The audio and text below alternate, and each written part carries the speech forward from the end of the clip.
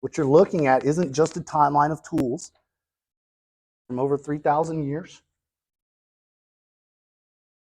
It's a story of human civilization. 3,400 years ago, a priest documented the first building inspection ever done. 2,300 years ago, Greek architects were carving inscriptions into stone about the work that they had just completed. That's how we know so much about it. There's written record.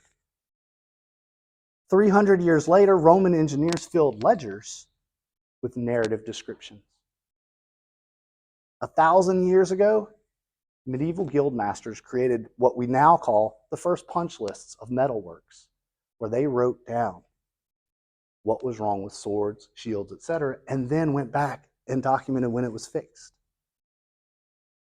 250 years ago, James Watt's workbooks in steam engines became what we know now as the basis for asset management.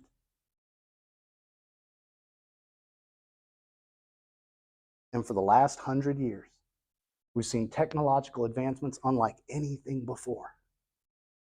From cameras to typewriters to computers to cell phones to drones, and now the next evolution is on us.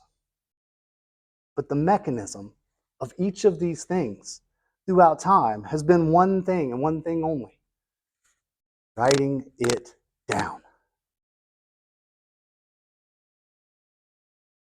From stone tablets to glass tablets, the only thing that's changed is the surface it's written on.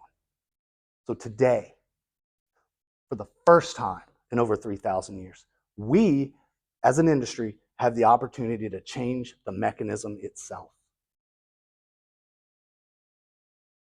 AI can see the defect along with the human, process the condition, record the data, input the data in the system of records, your CMMS, issue that work order, call the contractor, process the invoice, and tell you that it's all done.